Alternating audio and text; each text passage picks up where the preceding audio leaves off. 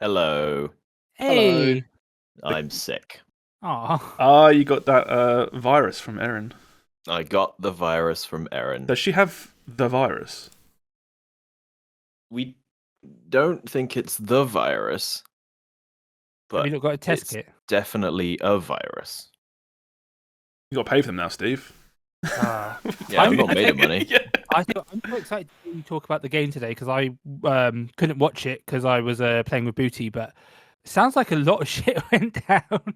Oh, the Discord political landscape has forever been changed by what I played today. Yeah. Apparently I'm rich but dead. So What, sorry? apparently I'm rich but I died or something. Yes. I don't know. Yeah. Well, you were AFK for the whole thing, so all you did was passively accumulate wealth. Hell like yeah. like a baron. But also, yeah, you died at one point. All right, I really want to talk about this right now. Can I just do the intro so we can go straight into talking about? Go for it. Go for it. Okay, welcome to the I game. need to get mine out of the way. Sorry. Oh Sorry. my! I fucked it up. This I'm is so sorry. this is so. Yeah. Oh my god, I'm gonna be sick. Welcome to the Game FourCast, everybody.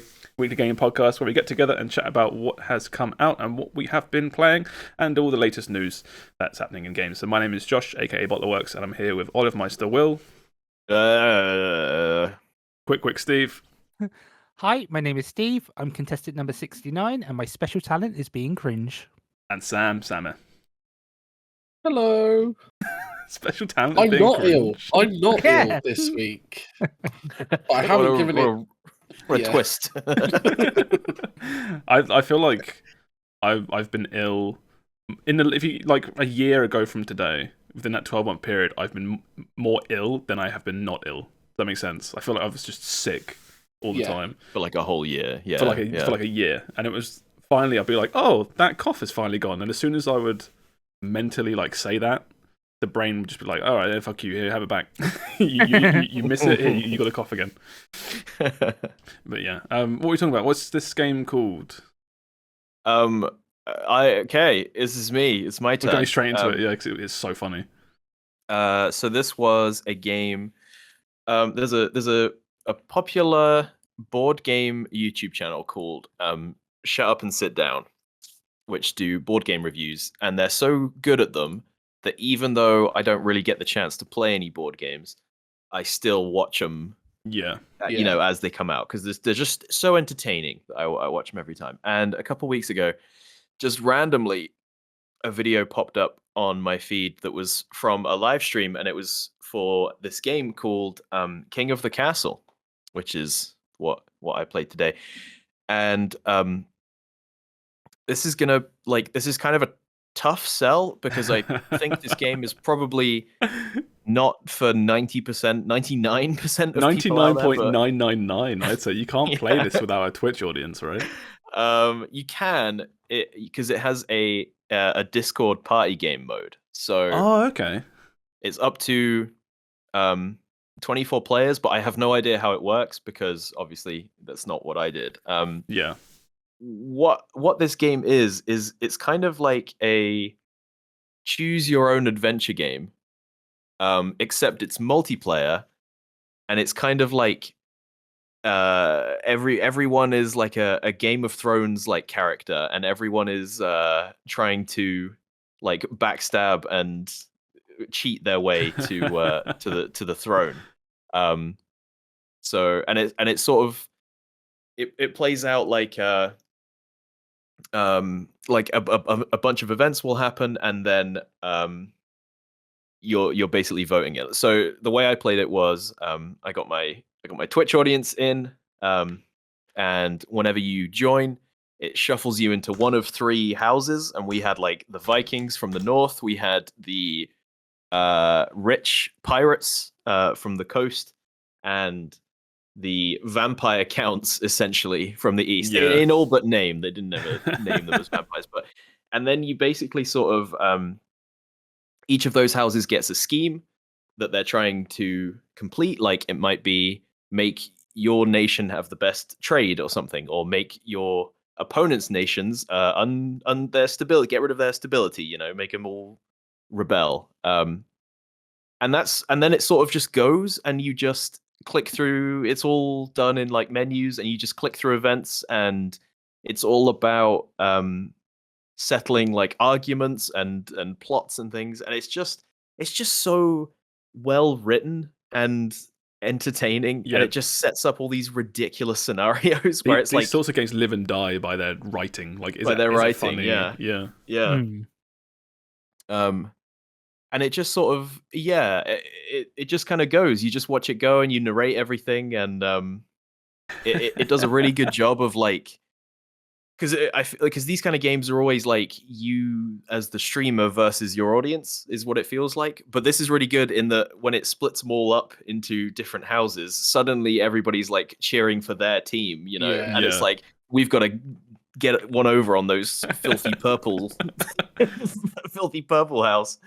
But yeah, oh my god, I've played it for about 2.5 hours today. We did one whole reign of my first ever kingdom, and it was awesome. As soon It as was I was, awesome. as soon as can't I wait to was play it again. in like blue team, I was just like, I'll die for blue team. This is my cause now. I live for the blue team. Yeah. Did you miss it, Steve? Because you had a little Yeah, pop-up. I was busy. I popped. I did the join because I was assuming it was going to be like, oh yeah, you just join the game and do AFK Yeah. or whatnot. So I just joined the game, but then I went off. I had to do something else today. Yeah, so I don't know what happened. People just said I was Yeah. rich and I died. You were really rich, and Good. then I think you were just killed at night or something. And It was did a it? I will hunting ma- accident. yeah, it Oh. was a hunting accident. Yeah, It was 100% a hunting accident. you need And to watch that Steve VOD, died. Steve. Darn it. 'Cause if you, But that's yeah, that's part of the fun part is it pulls like, you know, whenever it does these little events, like it's not NPCs arguing, it's like Josh will pop up and say, well, I mean, Josh literally popped up at one point and said, somebody accused someone Josh accused me of stealing stealing their cabbages. cabbages, Like cabbages. raiding his land and stealing his cabbages. And then we had a whole like argument about whether Yeah. Josh deserves to be locked up. Should we do an investigation? Like what? And it's, oh my god. I left for a few minutes and came back, and chat had collectively decided that I was just in prison, I think, for stealing cabbages. I was like, oh. But it's so fun because it like you get so much like good like role play out of it as well, just with everyone in the chat. Yeah. Where as soon as it's Yeah. like Josh is being accused of stealing cabbages, like straight away in chat, I'm like, you can't fucking prove anything. I haven't stolen any cabbages. I'd like to see you try and prove it. There was so a moment. I think it was like the pinnacle moment for me was there was an argument between two people, and one of them wanted to buy a bear, and the other one wanted to take it back to their homeland and worship it like a god, basically. And it was like the minute people started talking about it, it was just the chat was just everybody was screaming, just give bear, and I was Yeah. I was just like wetting myself. It was so funny. It was so stupid. But yeah, I think this game is fucking genius. But it's like, how do you recommend this to people who don't have the kind of platform that I do? You know, I don't know. Yeah. I don't know if it works with like 4 of your buddies Just in Discord or Discord, whatever. Yeah. It probably work for people like in guilds and MMOs and stuff, or Yeah, true. not. Yeah, that's true. Yeah, I like yeah, I this. think- I like this binge you've been going on of like interactable games with your Twitch. It's so much fun. It's like when else would I have the chance to do something like this? You know, have a Yeah. captive audience and force them to play stupid games for my amusement. It's just Well, you're kind of at like the perfect kind of size as well, because I've seen it before where if you do it with like, I don't know, like 8-10 people, it's fine, but it's like it's not enough like going on. Whereas I've gone into other chats with like thousands Mm. and they're playing marbles. It's like, why even bother? Because like you're one of like 1,000 marbles. So I think like having you got this like sweet spot of maybe like what you got like active players like 30 maybe ish. There was like we ended with like 70 nobles, but yeah, it was like people coming in and out and stuff during the day. So yeah, there was like 30 to 40 people voting at any one time. Yeah. And it was just it was like a nice enough crowd that people. There was like emerging storylines and stuff, and Yeah. there were rivalries cropping up in the chat, and it was all. People were so. What I think it does really well is like there is a win condition, where you're trying to advance these plots for like the good of your house and stuff. But for the most part, everybody was just having a good time and just trying to like further their everyone was picking the fun option, maybe not the best option. And there was always a couple people who were like, it would be like, do we I don't know, it was like, do we put all our gladiators in an arena and make them fight, or do we, keep them as a guard? And everyone was like, make them fight, make them fight. And everyone's like, there's like two people who are like, you fools, I remember stability. It was like to go off that of like everyone choosing the crazy or fun options is like, I think one of the first options you have was when you were reined in as king of this land or whatever. And it's like, how do we want to celebrate you coming into king? Do you want A banquet, B, a parade, or C, blood oath? And everyone's like, blood oath, blood oath. Just spamming blood oath. A lot of fun. This game is cheap. It's a $5. I mean, if you're a streamer, you got to give it a go, man. This is one of the most fun things I've done with my stream, maybe since I started streaming. It's the whole time, and like it's killed my voice, and I think I'm actually going to lose my voice for the next couple of days, but it was totally worth it. This was just so much fun. Yeah. This is have you ever like dove into the realm of Twitch chat games on Twitch, like gone into the categories? Because it gets really weird really quickly. Mm-hmm.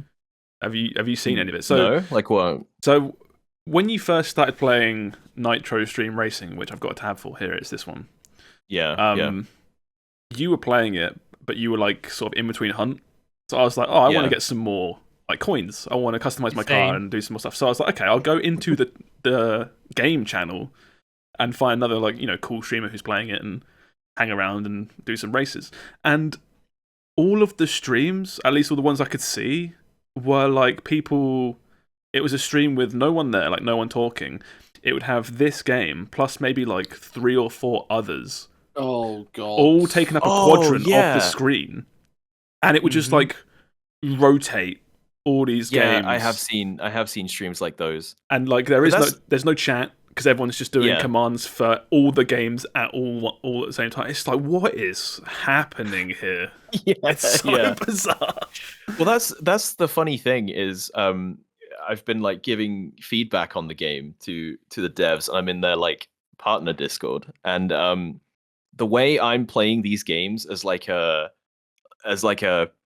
show almost is like so different from 90% of the people in there who are like, I think we should be able to join 10 races at once so I can grind coins faster. And I'm like, what are you doing? What are you doing? Just fucking this dumb kart racing. That will make if you play the game, man. Go into the game's channel and then have a look around, and it will make perfect sense to you. What the normal audience for these sorts of games are on Twitch. It's so weird. It's so bizarre. I was gonna say, because even I watched one the other day to finish off getting my drops, and it was just someone who was just watching their own racer the entire time. I had it muted because I didn't care. Yeah. But it was just someone and it was like, oh, you're basically farming drops at this point and like engagement. Yeah. And I was like, it made me appreciate what Will does, where he like kind of shoutcasts it, makes it more interesting, compared to like a lot of these people who are just like, oh yeah, we'll have it on and you can buy our £20 skin to because I was trying to get the drops and like the coins and stuff, and you'd be watching a stream of someone playing Nitro, and you'd be like, all right, I'll sit here for a bit and get some races, and they do one race, it'd be like a scuffed, the ratio's all wrong, 240p image of a race, and then they do one race and they just abandon that game, and it's just like, oh, I'm not here for a Monster Farm raising idle game on Twitch. I'm here for Nitro. It's so weird. It's such crazy. It is crazy. It's so bizarre. But then that goes back to like, do you remember we talked ages ago about like people coming up with the perfect formula for like the most engagement per user or whatever, and it was like people running one of those weird mobile phone ads on repeat, plus a face cam, plus like 2 other things happening all on the same screen, and it's all divided into weird segments and stuff. And that's like, it's like yeah, some people have got their idea, man. Some people have min-maxing engagement. They've been maxing Twitch. Yeah, it's a thing on a lot of YouTube Shorts and TikTok now, where half the video, the top half, will be whatever the content is supposed to be, right? And then the bottom half will just be some weird shit, like GTA 5 car doing stunts, or a Minecraft character jumping on blocks in the sky. And it's just and it's there because I guess certain target audiences just have no attention span. Yeah. It's like no one's gonna watch the top content that I'm trying to promote, so I'm gonna distract people with a car flipping over on the bottom. It's so stupid. I hate it. It's so dumb. I kind of love it in a weird way. Does that make sense? It's like it's so stupid. But I appreciate how I'm clever fully it on is. board for it. If people like, you have to divide your screen into 4 segments in case your eyes get bored with one segment, you can just look at the other part of your screen. Like, I think that's fantastic. I remember watching people stream poker, and they'll have like 6 different poker games going on at the same time. Yeah. Because like you're not always in a hand, but people can't deal with not playing the game. Yeah. They have to be in so many different ones. I was thinking about that the other day, where it's like, I'm sort of at the point now where if there's a loading screen in a video game that lasts longer than like 15 seconds, it's like, bam, I'm over on YouTube, or I'm pulled out my phone or something. And it's like, there is something wrong with me at this point. My attention span is just absolutely shot. Our generation. It's bad. Yeah, I think it is. I do that. I'm on my phone on YouTube watching 30-second videos in between like Dead by Daylight matches. And it's not even long. It's like a minute.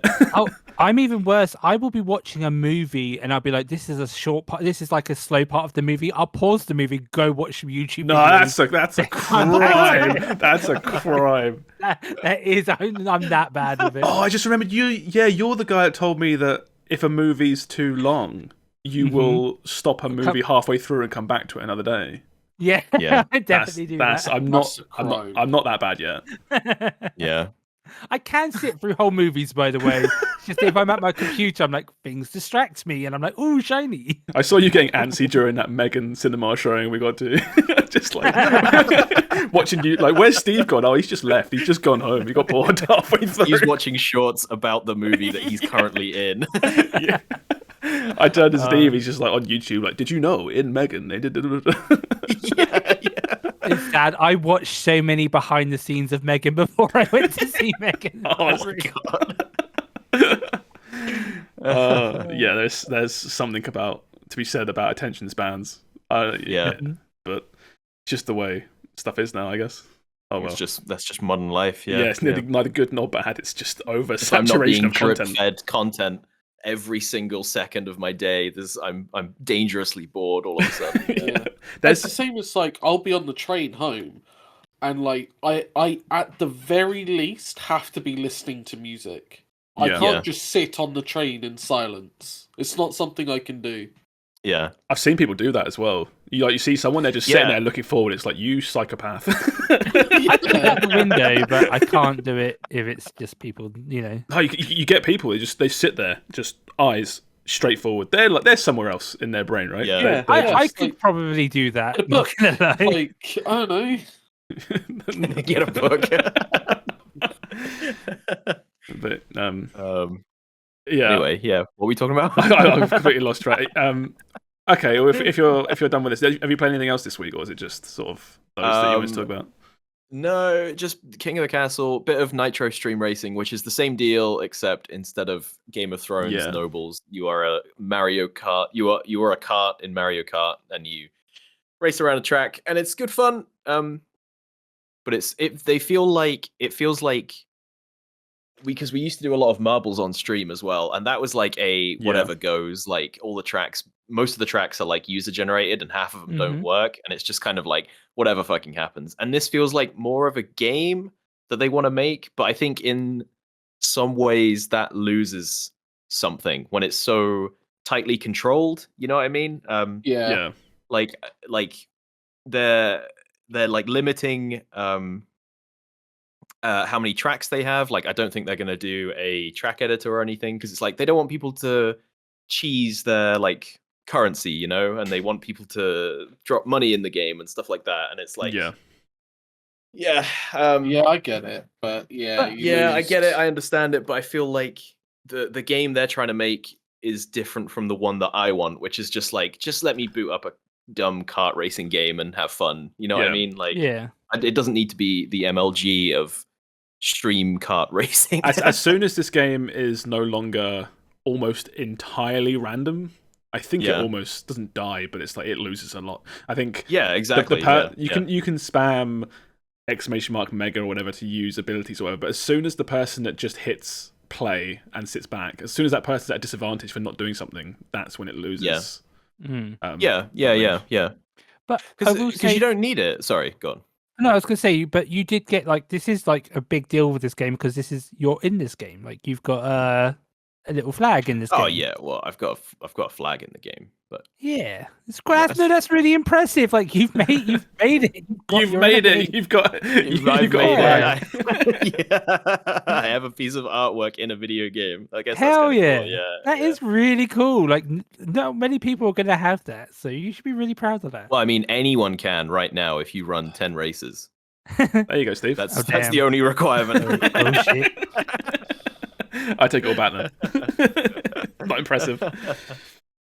But it makes me think, like, what other kind of genre hasn't been cracked by this stream game? Like, I'm shocked there isn't a PUBG on stream game. You know what I mean? Yeah. Like, it doesn't have to be much. It could be like really shitty graphics or something, or even just a HUD on a map. You know what I mean? Yeah. But like, just have 99 dots on a little map, have a circle that shrinks, and have them all simulate shooting at each other until there's there one must left. be I a- feel like that's There are games that do this. Like, I was recommended one that's like £2 on Steam. I don't think they've really taken off, or they didn't take off when they were initially launched. There are games like this. I think like a Vampire Survivors X Twitch chat thing could be really cool. Oh, Yeah. where the chat is the enemies, or Chat could be the enemies, or chat could just be like you have like a group of people taking on hordes of enemies or something. Probably with like tank, performance, but just something like that could be fun. you do something like you could just do like a Counter-Strike match with a shitload of bots and somehow find a way to make each person a bot and be like, just see what bot is left at the end. I'm already a something bot. like that. I'm already a bot. Yeah, the joke of it always, Sam's actually in there playing for real, but you can't tell. Yeah. All right. Well, that's my week. Yep. We'll move it along from there, but it's great stuff at the minute. I love all this stuff. Just anything interactive is so much fun. Yeah. All right. Well, the order's all kind of scuffed, I guess. So I'll chuck it over to Steve. What have you been playing, Steve? Well, I've played a few games this week. I'd say the one I put the most time into is The Finals. Oh yeah, I've played this as well. This is a game that is having a beta right now. I believe it's going to be free to play when it launches, but it's a shooter that people are comparing to, like, if Battlefield meets CS:GO meets Overwatch or something. I'm not sure. It feels more like Battlefield in a more like Battlefield is massive and open, right? It's like a more controlled environment of Battlefield. Yeah, because the maps are somewhat big, but they're not enormous. Yeah. So the premise of this game is basically it's virtual game show, and you in your team of 3 are fighting 3 other teams of 3 to go get cash loot boxes, put them in collection bins, and defend those collection bins to earn the most money, and the team with the most money at the end of the round wins. And they're like 5-minute rounds. Yeah, it's very fast paced. It's very movement heavy, and yeah, it's just it's a lot of fun. Wait, there's only 3 teams. 4 teams of 3. Yeah. So Okay, I'm gonna 14. Yeah. It's just because one of our friends was playing and he kept going, "Oh, I've come second." And then in my head I was like, if there's only 3 teams, suddenly coming second isn't as impressive. It's like Well, if you're not first, you're last anyway, right? So. Exactly. I want to clarify because I was really confused at this. For the longest time, I thought this was a battle royale. Yeah. See, I thought this was a Battlefield game. So that just shows how people just don't really know what this game is. Yeah, I was gonna say I'm not sure. I've only heard about this from other people, and the marketing, like when you first boot up the game, there's like a big introduction video which kind of explains it. But other than that, the marketing's not really showing what this game is. Well, there isn't any marketing, right? It's like, yeah, I haven't heard about it. It's a weird one, but yeah, this game is a lot of fun. Like there's 3 different classes, but it's basically light, medium, or heavy. And yeah, the light class is very quick. They all of them have different weapons, different abilities, different sides. And the light class is very quick. Their main ability is the one that most people take is a stealth option, and they can have a knife and it can one-shot people from behind. So you have little knife gremlins running around really fast, trying to stab you in the back. It's like TF2 spies. Yeah. There's a lot of TF2 in this, actually. Yeah. The medium class is kind of a bit more supporty. Not you can play it as as a main, but their main ability is either a healing gun or a turret. And the heavy class is a bit more tanky up front, more destruction based. Yeah. Because that's another thing with this game is almost everything in the game is destructible. I've seen people take down an entire skyscraper, and that's quite impressive. Yeah, I saw in your stream where you were playing, and you were like, "Why is my frame rate halved?" And you turned around and the building was just collapsing in the background. That was great. I only saw that once. Yeah, but because it's it's very hard to even make destruction in the floors or walls.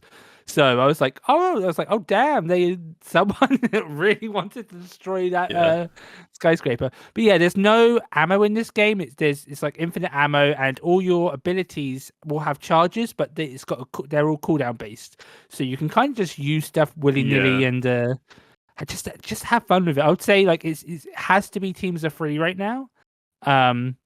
So it kind of is better with friends because the randoms, unfortunately, at the moment, if they feel like you're not winning, they just leave the game. Yeah. Which kind of sucks. So it's kind of better with friends. I did play with our friend Rosaf for a bit, and that was a lot more enjoyable than playing by myself with the randoms. But yeah, it's just a lot of fun. I've done a few solo games of this.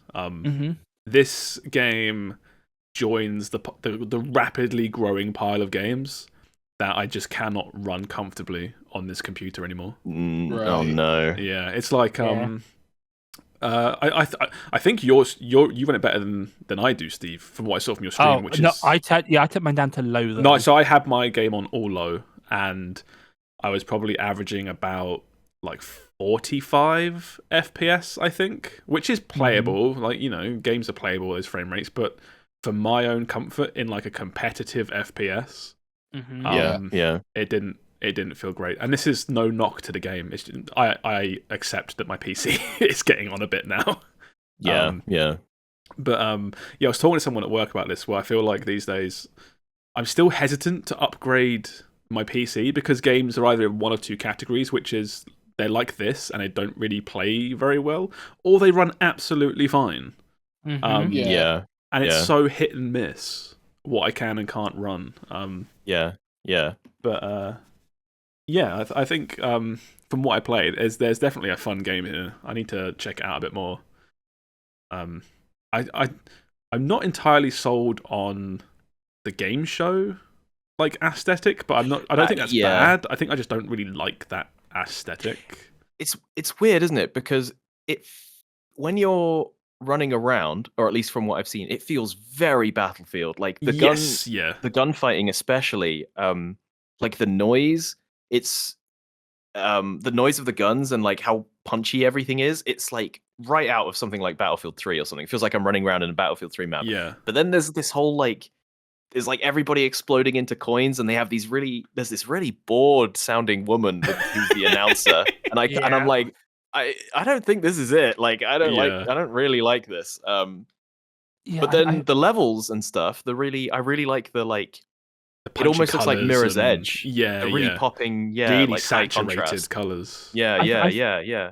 I think the game show stuff is someone cared so much about like having everything be lore appropriate and be like, well, if they're going to respawn, I guess it's game show because they're like in a hologram Yeah, or something. And I think it's Yeah. just someone's put a bit too much effort into the lore when everyone's just like, Yeah, go and go yeah. bang.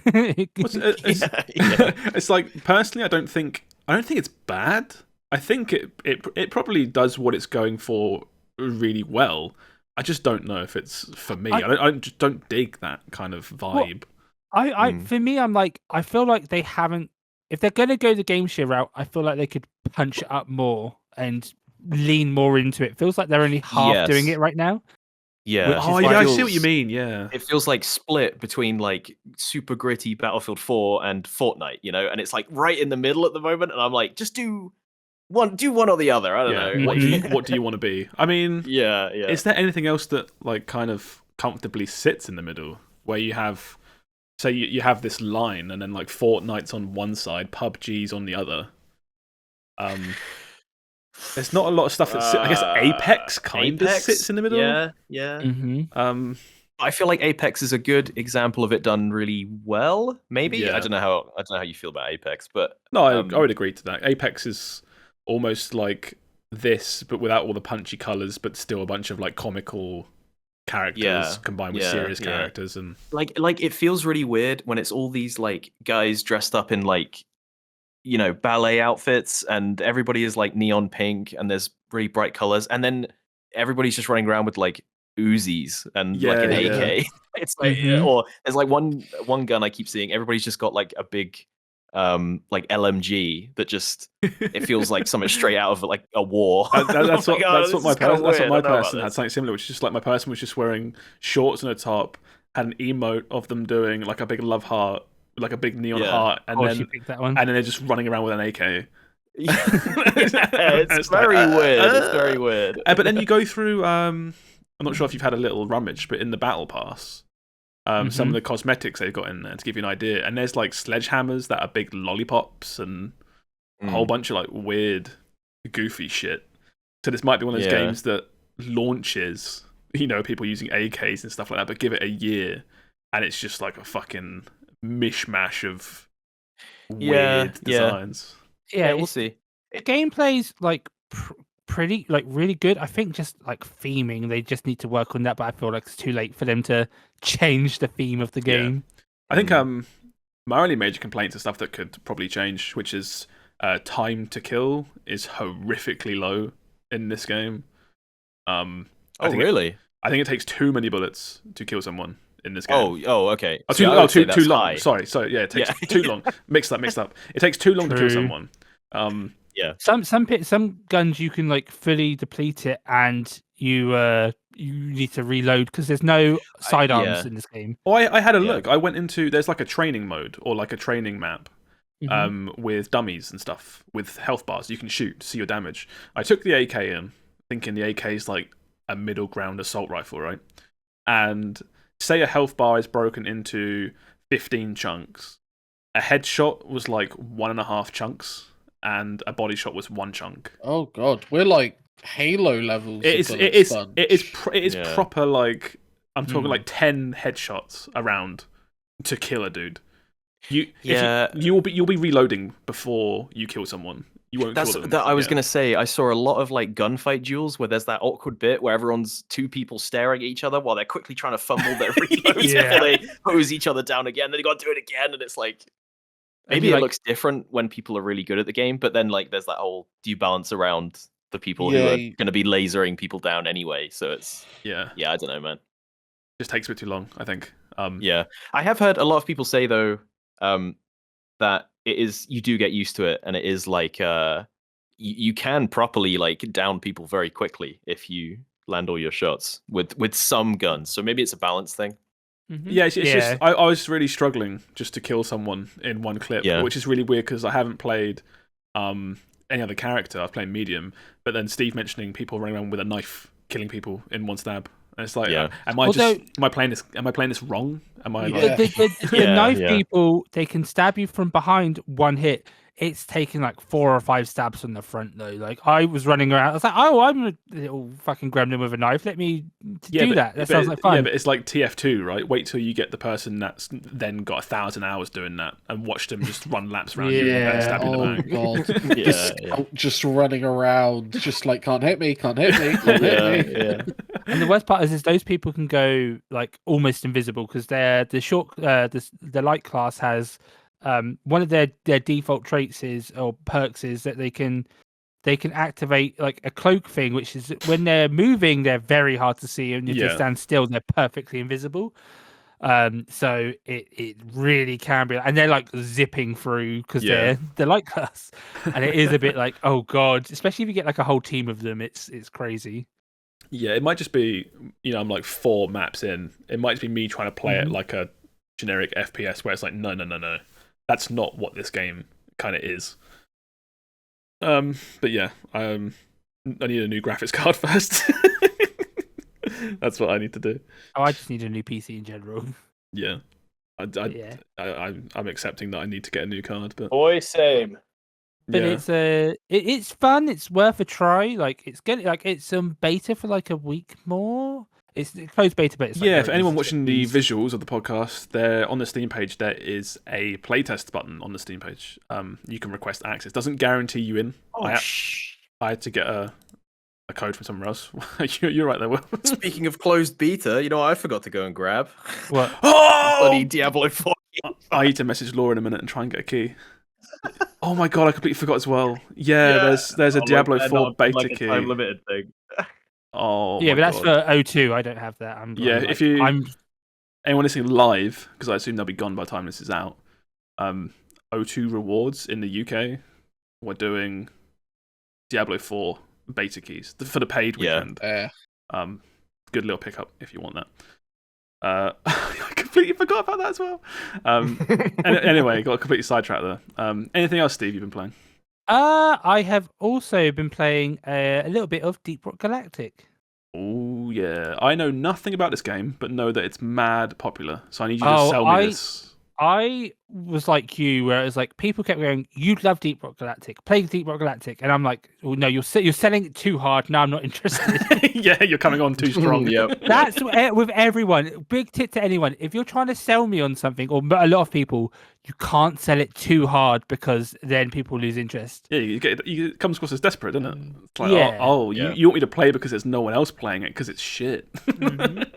But this game it's very fun. It's the idea is that you're a dwarf, or I've always played with a team of four dwarfs, and you just go around mining stuff on planets and shooting down alien bugs and whatnot while doing so. It's a very simple concept for a game, but it's just a lot of fun. Is this Left 4 Dead? Yeah. No, it's not. That's like a bad. I'm trying to I've never played Left 4 Dead. I'm trying to relate it to something that I would know. Yeah. It's because it's like 4 dwarfs. Is it procedural? Or easily generated cave. Right. And the swords of aliens. Yeah. Yeah. It's like. Yeah. Again, not saying it in a bad way, but if you had to like pin a game to it, it is Left 4 Dead 2. Yeah, it's Left 4 Dead. So do you have? Okay, so Steve, do you have like abilities or? Yeah, so there are 4 different classes. There's the scout, the scout, the gunner, the engineer, and the something else, which I forgot. Heavy. No, I'm making that shit up. That's not just DJ. Something else, and they do each have abilities. The scout apparently is like one of the better solo classes. Right. In teams, they're kind of like the master. They're the jack of all trades, master of none. But they do provide like a flare dart or something, which really lights up the area, which is really good. The driller is like very good because they can just like power drill through walls. Yeah. The gunner, of course, is your this is your combat specialist. 76. Yeah, they're just the one who's going to be best at mowing down mowing down enemies, and then the engineer does something. I think they put down platforms. Okay, we've got someone in chat. Call me in chat. Driller, engineer, gunner, and scout are the 4 classes. Okay. I've only played the gunner, so I can't really speak too much on the others. But it's just a lot of fun, like especially like going in with people, because people love this game. Whenever I boot this game up, I get people messaging me being like, "Hey, do you have spot? Do you need someone?" I'm like, yeah. But so it's always fun just going in with a couple people who know what they're doing, and I just like go around. And this game is a horror game to me. Oh, really? Yeah. Watching you play this was so funny because you would just be like, "Oh, I don't like this. Oh, I don't like this. Oh, I don't like this." I'm like, is he enjoying himself? I did enjoy it. No, but the idea is that the caves are dark, and every class has like some some flares that they can throw out to light it up. But then there's just like bugs chasing you. Oh, I see. Okay. And where it's procedurally generated, it's also vertical as well, and you can it's like Minecraft where you can destroy all the floors and all the walls. And so it can be a bit like dicey sometimes if you're not used to the platforming in it, or moving about. And I say it's a horror game for me. It's not really a horror game. Most people are fine. It's just I think it's more of a me thing. Well, it's like how Grounded can be really fun, but for some people that can be a horror game, or something like Subnautica. People are like, "Oh, I love Subnautica, great game." Other people are like, "That's a fucking horror game. I hate Subnautica." Subnautica is a horror game. Not for everyone. I don't think it was that scary. Oh no! Exactly. That's what I mean, though. It's for me, it's not even like the being deep underwater. It's the fucking leviathans and everything. Yeah, that was pretty. Yeah, I remember my first leviathan encounter. Not about that life. Steve, does the game? Kind of a weird question. Does the game feel procedural as you play it? Do you feel like you're going through a random level? You just kind of feel like, oh, it's a cave, and it's just I'm not sure. Does it?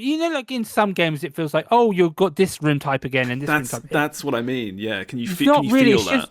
It's just you're like in a cave, and it's like, oh, roughly where do you go? You have like a little like sonar map. Yeah, and you can move about. It doesn't feel like, oh, every single time it's like, oh, this is this cave layout or this cave layout. Okay, it just feels like oh, you load in, you do your mission. Like that's perfect. That's perfect. That's exactly what I wanted to feel. Because there are games. You know what it feels like? Yeah, I was just thinking. You know what it feels like? It feels like a way chiller version of GTFO, which is what we all play. Yes, it's literally GTFO, but just like way more chill. I was gonna say this game seems like it'd be a perfect game for 4 mates to just sit down drinking and have an evening of it. Yeah. GTFO always felt tense to me, not because it was scary, but because I didn't want to fuck up and lose half an hour's progress in one mistake. Yeah. GTFO is like a real mood, isn't it? Yeah. Imagine GTFO, but you're Steve. You're like, oh, it's extra pressure. For this game, I'm just like, oh yeah, I could just sit there shooting down everything while everyone else does all the collecting. Like, I'll literally be like, oh, okay, I shot 2 bugs, and everyone's like, well, I've collected 17 million like ore and platforms all over the place. I've been playing this too, actually. I completely forgot, but I've been playing this. Me and Aaron have done a couple missions, and I've been playing some. And because like actually physically mining out the level to get resources is like really. There's like a really nice feedback loop of like finding a big vein of gold and like chipping it all away, and then going and dumping your ore bucket in the dispensary and watching it all fill up, and you're just like, oh yeah, kind of like kind of Minecraft-y, I guess. No, like better because it's gold. No, but you know what I mean, where it's like you find a thread of something. It's like finding diamonds. Not even necessarily finding a type of resource in Minecraft, but where it's just like I can see that if I go that way, there's going to be more stuff around there, so I'm going to go that way and dig. And this game looks cool. I kind of dig the low poly look in all the caves and stuff. It's the way that all the shadows jump off it. Yeah, it's on Game Pass, but like unfortunately the Game Pass version can't play with the Steam version. But it's only like £8 on Steam. It's only £8 on Steam. It's probably worth just getting on Steam because apparently there's a lot of DLC if you wanted it. Yeah, that's like a Dead by Daylight scenario. Mm-hmm. Like you can play it here, but there's a shitload of DLC, and everyone also plays over here. Yeah, it's that thing where it's like try it on Game Pass if you're liking it. Yeah. Very quickly get it on Steam. Yeah. They also they do battle passes the right way, which is like the battle pass is just free and it's all to keep. Yeah, and it doesn't expire. I don't think. No, I've heard. I can't clarify that, but I've heard that before in the past. I think. Yeah. They just sell like little cosmetic packs. It's like Hunt basically. They sell little cosmetic packs, and then all the sort of major gameplay stuff is just like just just have it. just go nuts. Or it's like almost like a dev understanding that like time is the biggest commodity in games right now. Time is more valuable than money, literally, in terms of games. Yeah. Like there are 50 million games out there that all have enough content to last you your entire life. So you have to. A game understands that you have to pick one and stick with it, doing everything it can, i.e., not charging you for battle passes. Pretty good. It's funny. We have all these. There's been a lot of talk recently, like Destiny and stuff. Like, oh, the games have to charge this for their monetization, right? It's literally the only way games get funded these days. But you play something like Deep Rock, and it's just like, just have all this stuff, man. We're fine, Hey, if you want £5 for some cosmetics, no, if you want, no pressure, man. You do you. Like, it feels really good. Yeah. It's cool though. I'm glad you're enjoying it. I think the Game Pass route is something I could check out at some point to see if I gel with it. I was gonna say it's just like it's just a nice little game to play. Apparently, you can play solo, and you get like a little drone to help you out. Yeah, I've been doing some solo, and it's very easy to play solo. Oh, that's good to hear. Because that's my chill out podcast game at the moment. Yeah, you playing right now? Yeah. Mining gold this whole time. But it's just just give it a try, and if you like it, get it on thing, and we can maybe get a session going or something. Yeah, absolutely. I'll push this along then. Go on, Sam. What have you been doing? I finished Octopath Traveller 2. Nice. Give us an update. Yeah, after I still had that grind dilemma, but like it wasn't too bad once I got going. Yeah, like I didn't grind everyone up to max level. I just went into my highest area, took 2 low level dudes, took 2 high level dudes. That's what I said. I think just like try and front load the party with stronger dudes to grind the weaker ones. What it made me realize is I started making builds, which I don't normally really do in this type of game. Yeah. I just kind of go what synergizes well with the character's base class. Yeah. So like if they're a caster, I might make their subclass a healer because they've already got a high magic stat, for example. Or if they're a healer, their subclass is a caster because they've got again high magic, high SP. It just makes sense. Whereas this, I was like, okay, I want to make you be able to just really one turn like normal mobs. Yeah. Like you just AoE everything down. And then like I would come up into boss fights and be like, I haven't swapped classes. But there was also this whole extra part of the game where I just wasn't utilizing, which is like a lot of your people can bring NPCs into these battles. You can like recruit them through what's called path skills. Right. Mm-hmm. And like these NPCs have their own unique attacks and stuff. And then it got to the point where I realized that the merchant had this skill called hired help. Yeah. Where you would throw 30 grand at the problem, and a dude walks in and does 9999. And then for each bonus point you used, you got an extra dude to come in. So you could get 4 dudes come in for 30 grand. And because I did the grind and everything, and I had the get extra money after every battle and all that, I ended the game on 1.6 mil. Jesus. So I got to the boss fight and went, I am going to throw money at this problem. This works in real life as well, by the way. You got 1.6 mil. Just chuck money at it. And yeah, I mean, the final fight was really good. Like, I'm not going to give spoilers, but it actually made me go, oh shit, I need to actually care about what I'm doing. Like, because I had one character I played through all throughout the game. Yeah. And like, you're supposed to be like level 60 for the final boss fight, and she was level 82. Oh, right, okay. Right, so I had someone that was, the final boss is their big attack, and she goes, I am still alive. Yeah, you're supposed to defend or die here or something. Yeah, but I wasn't able to just cakewalk through the final boss, even though I had some over-leveled characters, which is nice. Yeah. But yeah, once I got over that initial grind, I then started leveling characters I was like, okay, I'll just go and do their stories, and then I'll slowly level up by exploring, so there'll be random combats. And the story just carries the game. I was so sad when I'd finished a story, because that's another one down the drain that I've now you can't experience it again. Got left to play. Yeah. I'm so glad to hear you say that about the story of this game. After I was somewhat let down by the first game, I'm glad to hear that the second one is great. I can now confirm, this might be spoilers, so if people really care, I'll give you your 3 seconds. Then go forward to the next timestamp or whatever in the podcast. But yeah, it does all tie in. I was just in a minute. I was gonna straight up ask you that. Yeah. So it's not like you finish someone's character and then suddenly the story carries on as if that character never played. Like, literally everyone gets tied in. There is some grand plan that's happening that's forged each story to happen. Oh, good. That's good. Yeah.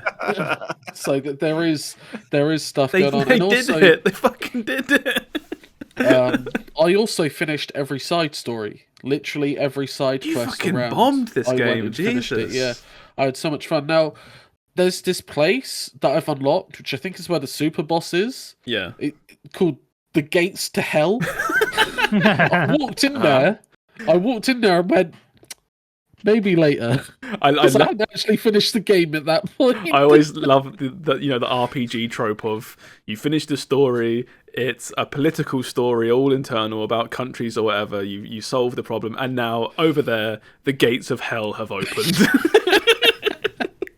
Go explore hell. But it's really cool, and I also, because you have to do everyone's story, you are kind of forced not forced, but I wish you were more forced to learn how to play each class. Yeah.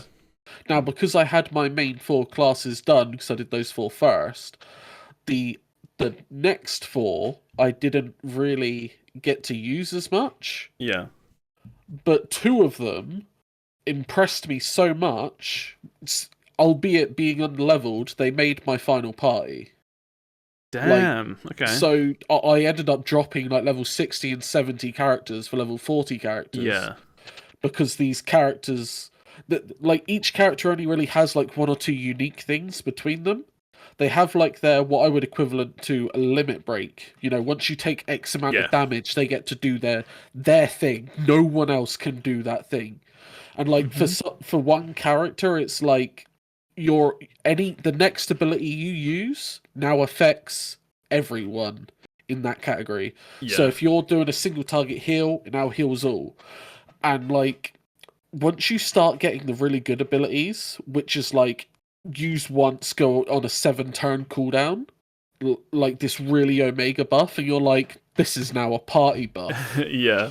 You're like, oh, okay, you're in the final team. Yeah, there's always certain stuff like that. I remember in I think again it was like Bravely Default 2, or maybe the first one, or just some game like that, where it's like you can have all these different classes, and as you level up a class, you can use certain bits of that class in other classes, and there'll be certain classes where it's like, oh yeah, about 2/3 of the way through maxing this class, you just unlock passive double XP. So it's like, oh, okay, so this is the essential one that I have to get ASAP. So it's like everyone is like railroaded into doing this, or like I have to have this person now because I have to have the double XP, because otherwise it's like fucking RuneScape mentality, like XP waste. Efficiency, yeah. It's, I would say, for everyone, there's a character called Ochette, and she's the beastling hunter girl. Yeah. And her story is great, but she just gets the ability to, if you have maximum battle points, so you've saved up your turns of combat, you're now doing 4 turns worth in one. She just gets to do like the equivalent of FF10 summons. So she was my character where I would walk in, everyone else had the ability to give her those points so she could do it quicker, and she would just every fight when I was grinding just go like, Shiva, Ifrit, Yeah. Shiva, Shiva, Shiva. and I was like, this character's amazing. And then you come to a boss, and then like her unique things is like she just gets really good single target stuff, and I'm like, this character's just amazing. Yeah, this character's just like busted. I think everyone that's playing this, yes, she's a very combat centric character, but I think everyone is going to have her in our main team because at the end of the day, you need to get through combat. Yeah. And the second most OP is the merchant called Partitio, because he chucks money at the problem. Oh, he looks like a fucking. He looks like a Phoenix Wright character. He's one of my favorite. He looks a lot older. My image of him is like he's quite like early 20s kind of character. My image from playing the game. He's got like a Phoenix Wright prosecutor vibe going on, I think. Yeah, he has. But this game was great. Not a single story was a dud. As you play through, you then get like joint stories as well. Yeah. So like you finished all late, and now you get a little extra. You get 4 extra like double side missions. Oh, yeah, I'm gonna have to play this. Fuck. This game was fantastic, and that grind bit as well. I think I spent 45 minutes, and then I was done grinding. Oh, okay. So it really wasn't too bad. If I wanted to do the big grind, getting up to level 99. A lot more effort is going to have to go into that, but people have found like the cheese method now. Yeah. Oh, I saw it. I saw the like. There's a dude that you can summon, and he has a chance to make that combat give like times 100 EXP. So you run from every combat till you get the metal slime. I was about to say metal slimes. Yeah. So it's starting to get figured out a bit, but I purposely stayed away from like builds because I started making my own, and it is kind of fun to see with what you can come up with at the end. There's something about she can do some funky stuff. There's something about builds in a single player RPG that kind of feels weird, right? Yes, I get like builds in an MMO or something for efficiency in raids or whatever. Like, it's fine, but it's just like if devs aren't making these games that are only beatable with specific builds. It's like, oh yeah, no, and this game isn't like that. Yeah. I can. Yeah, no, it's not. But it's just like to go out of your way to like, here's an efficient build to beat Octopath Traveller 2. It's like, oh, really? Yeah, because you can do it like that. You could play through and not give everyone a second class. Yeah, you will finish this game. Yeah, like the characters have enough depth. And each class has enough depth. You don't need a second one. But there is some crossover where you're like, this is dirty. Yeah. That's the stuff that's like dirty in RPGs where it's like, oh my god, I've fucking broken this game. It's like like 9 times out of 10, that's like it's by design, right? It's like the developers test their games to a point where they know this stuff's in it, and it feels good as a player to feel like you've discovered this disgusting combo. I got to the point where hitting 9999 was usual, and then I unlocked the ability to go past that, and then you go up to 99999. Yeah, and I was like, oh. So once I do hit the super boss, I see I need to be hitting that number now. Yeah. But yeah, it's good. And it feels good as well because you have this system where you don't save up your turns, but you wait, you break your enemy, and then you go all at once, and then you see those massive numbers of like you've been hitting him for like 800, you hit him for like 1,500, and then on the big turn you just go 25,000, 35,000, and you're like, eat it. It's good. It's good. It felt good. I've seen it in like RPGs where like I struggle to finish a final boss or a certain boss. And then later I'll go on YouTube and be like, how do other people do it? Like, what's an efficient way of doing it? And you watch the fight, and they've just somehow got some setup where they're just auto-attacking for 9999 damage. Yeah. And I'm like, I've clearly missed something here. There's nothing more humbling, is there, than playing through, like, because Erin was doing this earlier. She's been just playing through all the Dishonoreds recently. She wants to 100% all the Dishonoreds because she loves those games. Nice. And she was like, I'm stuck on this bit, and I'm not sure where to go, so I'm just going to look it up on YouTube. And I was like, "That's fine. That's fine. You do what you want. Like, you don't have to explain it to me." But then you go and watch YouTube, like a YouTube walkthrough for a guy who's making guides for a video game, and it's like, "Oh my god, I am fucking terrible at Dishonored. Yeah. Holy shit, this guy's fucking crazy." It's like you watch guides for stealth games. And the stealth is basically just removed from these guys because they're it's like a stealth game or it's like Hitman, but if you time this right, you can just sprint through this corridor with 10 guards in it and no one will see. Oh my god, Hitman speedruns are so ridiculous. Yeah. It's just like people that have just completely broken this game. Yeah.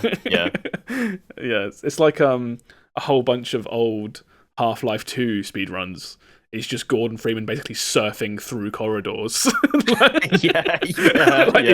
just ignoring combine enemies and just like getting from load screen to load screen. Oh, I love it. Give me a rating out of 10 for this game, Sam. Okay, I'm going to preface this with my ratings are a bit weird. Like for me, an 8 out of 10 is like this game is borderline game of the year. You know, because I think 10 out of 10 games should not be 5 a year. Right, fair enough. I would give this like a 7.5 or an 8 out of 10. This is solid, this should probably be. This will be best RPG of the year. That's bold when FF16 isn't out yet. I think this has got it, man. Like they're gonna have to. Like I'm hyped for FF16, but like once I actually like sat down and got over that little hump that I had, this game was just fantastic, start to finish. 50 hours, loved every bit. That's a good length for an RPG as well. I think around like 40, 50 hours. 50? Yeah, 40, 50 hours. Yeah. I'd say that's good. Persona 5, I think I really enjoyed, don't get me wrong, but my playtime with that, I think, was like 100 hours. Yeah, I ended on 130 hours. That's a lot of time. Yeah, that's about 3 hours too many for me, I think. Yeah. I'm not bringing that back up. That hurts. Anyway, we'll move on from that then.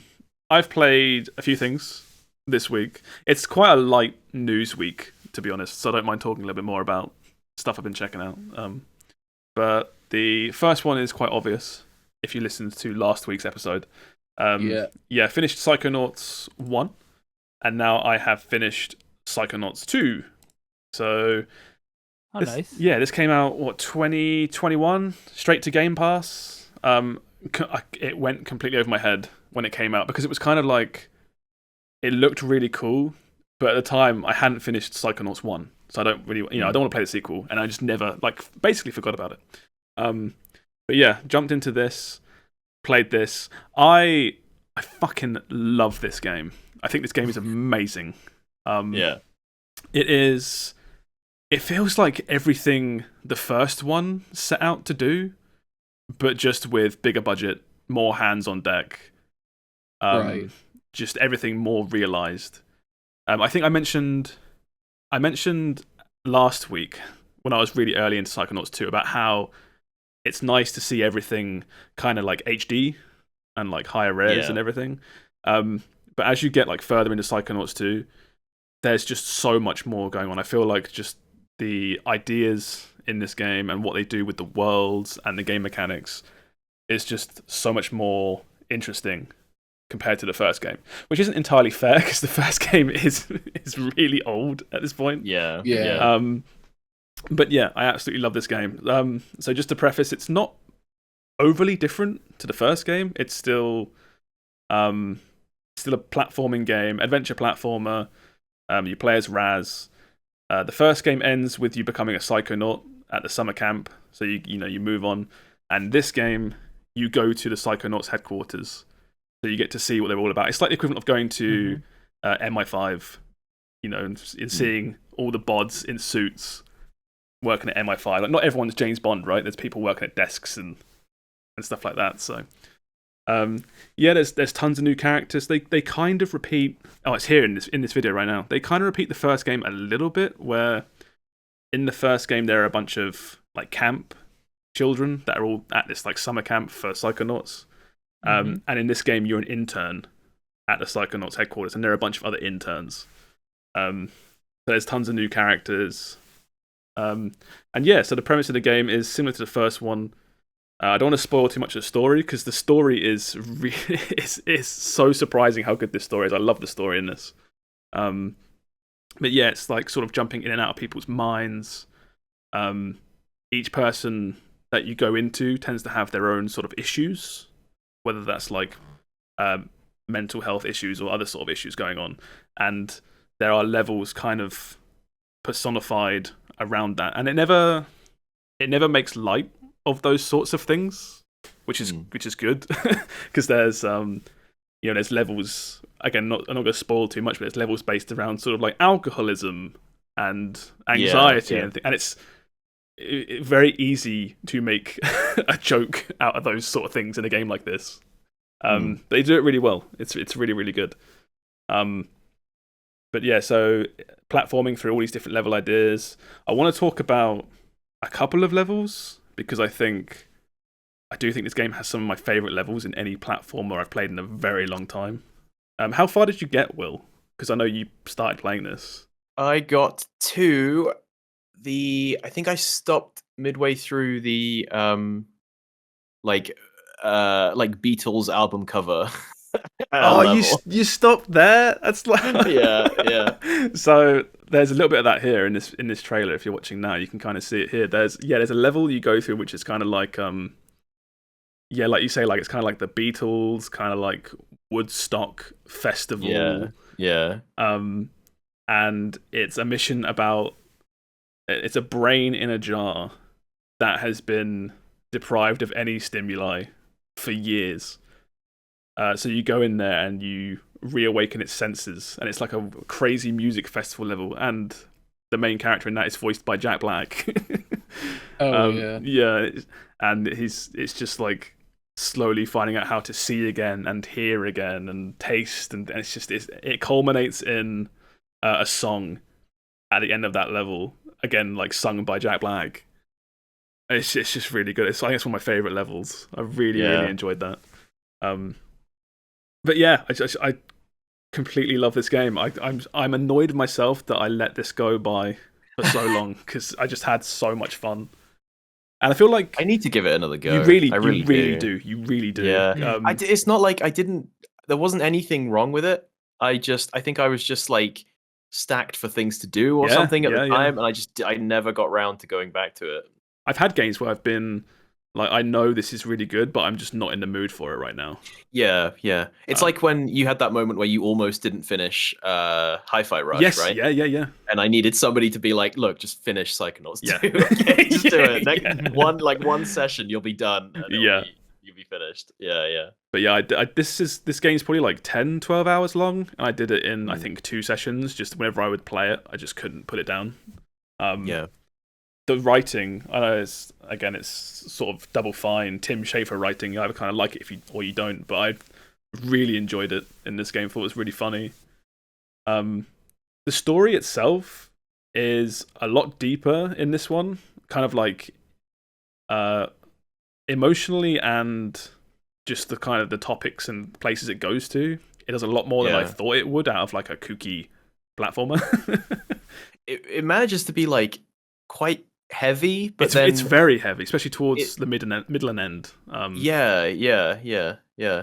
But I feel like it doesn't dwell on those things, and it's always ready to be like, but it's okay, sort of thing. Like it's quite like a reassuring game almost. Yeah, it's because I think that, like I said, there are people in this game. You go into their minds and they have lots of problems, and for to complete a level, you have to have like win conditions and stuff like like stuff like that, right? You have to somewhat help the situation, but it never comes out and is like, oh, thanks, Raz, you cured my depression. Yeah. Because obviously things in real life aren't that simple. I think this game does understand that, which is pretty good. This is on Game Pass. Highly recommend it. I still think, as much as I did like the first game, I still think if there's any chance of you just jumping into this game, I think you could play this game on its own and still get a lot out of it. Oh, okay. I think one of my main complaints is 2 characters from the first game, Sasha and Mia, that are quite big characters, are very absent from this game. Which is a kind of a shame. They're in the start, because the first game goes straight into the second game. It's like, they're there at the start, and they kind of just sit in their office the whole game. And then I remember Mia especially being a really big part of the first game. Yeah, and I was waiting for like her focus in the second one. It hadn't. I figured it was like later, but yeah, it's like they're there from the first game. When the second game starts, they sit in their offices basically trying to work out where Big Bad is of the game. Yeah. And then at the very end of the game, when Big Bad appears, they're like, oh, and then that's when they reappear for like half an hour. It's like, yeah. But that's not a complaint, because the rest of the characters, even all the new ones, are all really good. I do really like all these characters. Solid game. Highly recommend it. Best game I played in a while. I finished this game, and another one came straight in the post afterwards that I wasn't expecting. So I also finished it really quickly. I have played and finished Metroid Prime Remastered. Oh, nice. Yeah, so had a look at that. Is it still the 99% Metacritic? No, it is. Oh. It's a solid 89 for me now. Maybe it lost points. It's lost points. I don't think it's gotten worse or like aged badly. I think I've just played so many of these games since this came out, because this is like, you literally have the term Metroidvania, right? This is one of the ones that like almost like defined it in a 3D space, which has now been done, to death. But still, really solid game. It still feels really strange now that I've played it as well. It feels really strange that it's called Remastered, because it is a remake, more or less. Like everything has been touched up with like new models, new textures, new controls. But yeah, I played this. It wasn't my first go through this, so I kind of knew roughly like what I was doing. There are a few bits that can catch people off guard, like puzzles, that I kind of remembered being bullshit. So I was like, I know what to do here, because it's bullshit. Because like a lot of these games, because there's lots of backtracking, you can get to a few puzzle rooms where, because the puzzle isn't inherently obvious straight away, and you have other places you can go to, you can leave that room really quickly and be like, okay, here clearly is not where I need to be, when it is where you need to be. It's kind of odd.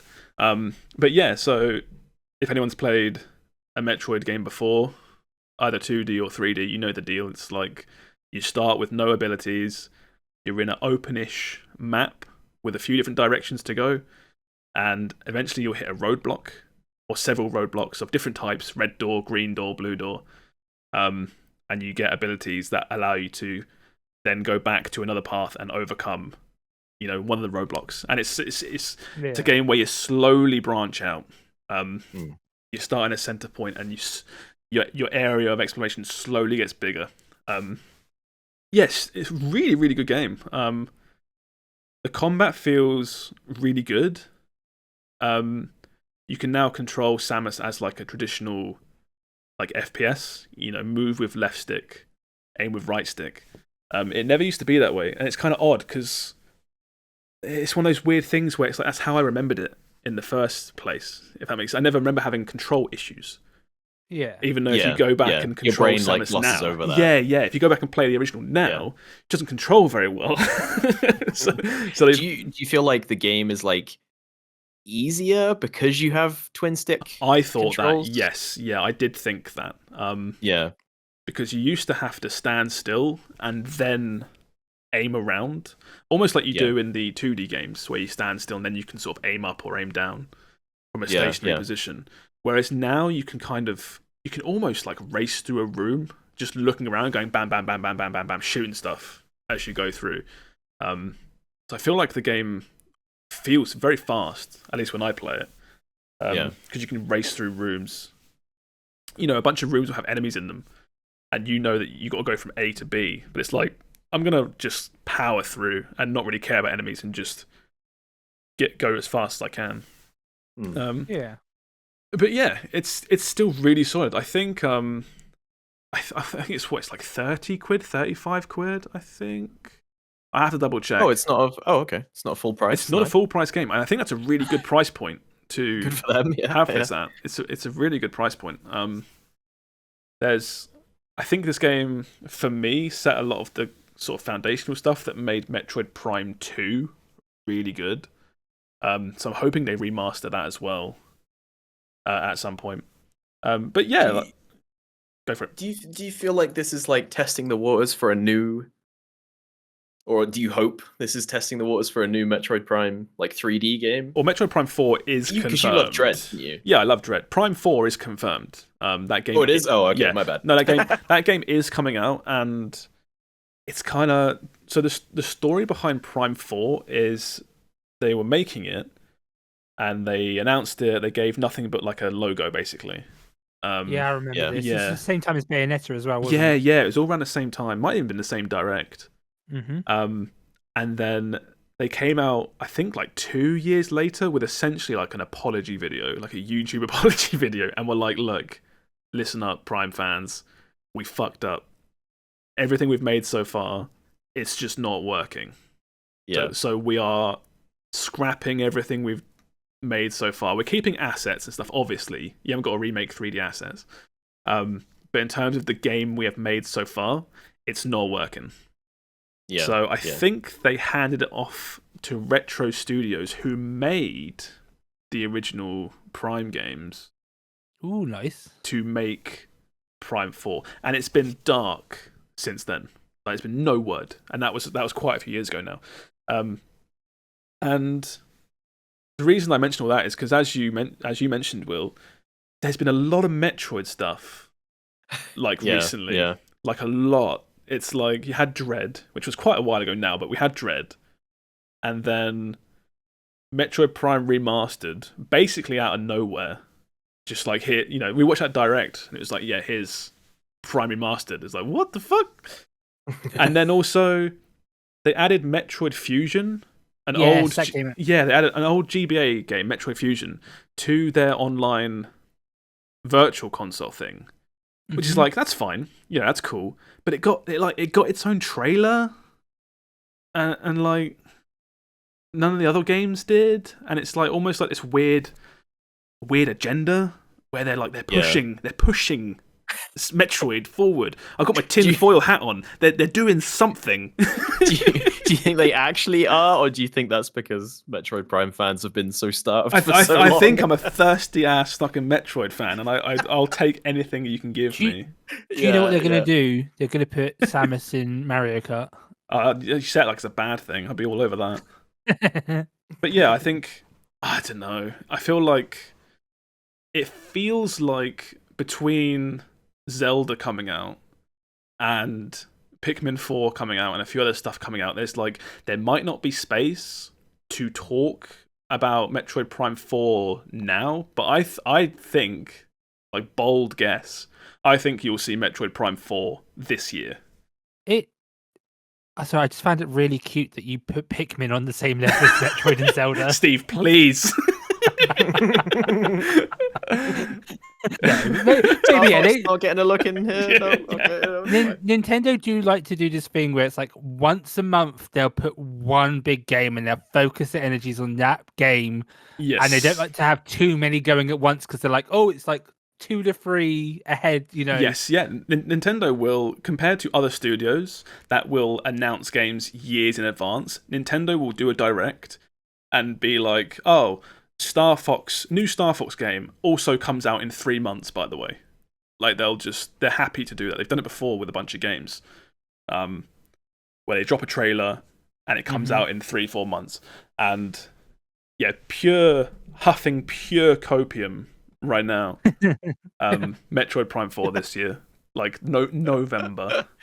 No. You got to release it around that time to compete with the Call of Duties. Sounds like copium to me.